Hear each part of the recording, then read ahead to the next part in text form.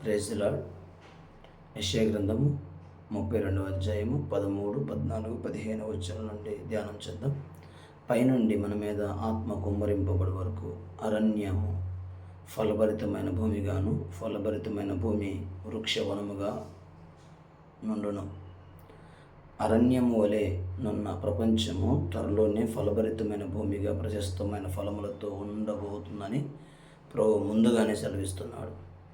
మానవుడు తన శారీరక ప్రయాసతో ఎంత సాధించినా వృక్షానికి వంట చెరకు వంటి విలువను ఇవ్వగలుగుచున్నాడు.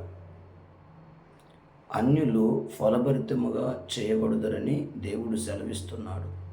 కొర్నేలి ఇంటిలో పేతురు బోధిస్తున్నప్పుడు పరిశుద్ధ ఆత్ముడు వారి మీదకి వచ్చుట, పరిశుద్ధ ఆత్మ వచ్చినప్పుడు ఎండిన చెట్టు ఆకుపచ్చని స్థితిలోనికి, నిరుపయోగమైన చెట్టు ఫలభరితమైన చెట్టుగాను సమస్తమును మార్చబడతాయి. ఉజ్జీవమును దేవుడు పంపించినప్పుడు యవనస్తులు పరిశుద్ధముగాను, రోగులు స్వస్థచిత్తులుగాను, పేదవారు లేమిలో నుండి పైకి లేపబడిన వారుగాను మార్చబడతారు.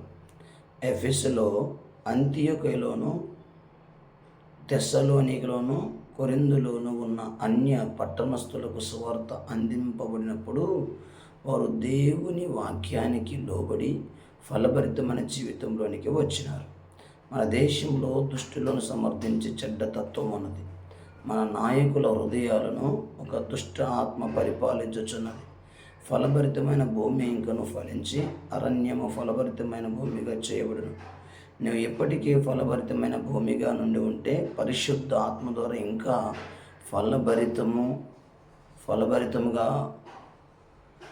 నందు నీలో మార్పును అందరూ గుర్తిస్తారు. నీవు దేవోక్తి ఇతరులతో మాట్లాడదు. దేవుని వాక్యానికి నీవు లోబడినప్పుడు మరణ లోయలోనైనా దేవుడు నీతో ఉంటాడు. కనుక నీవు భయపడవు. దేవోక్తులను వెంబడించి పరిశుద్ధాత్మ సహాయంతో నీకు నీవే దేవోక్తి వలె మార్చకూడదు. దేవోక్తి పలుకుట ఎంత ధన్యత! అరణ్యములో తీర్పు ఉండదు. బలహీనమైన జంతువులను బలమైన జంతువులు తినివేస్తాయి. ధనికుడు పేదవాడిని దోచుకుంటాడు. అయితే అరణ్యంలో న్యాయము, నీతి, సమాధానము అన్నవి ఉంటాయి అని దేవుడు చెప్పుచున్నాడు. నీతి వలన నిత్యమును నిమ్మలము నిబ్బరము కలుగును. ఎక్కడ మనకు నిమ్మలము కనిపిస్తుంది? మన హృదయములో మొదట నిమ్మలము కలిగి తర్వాత ఇతరులకు వ్యాపిస్తుంది. Praise the lord.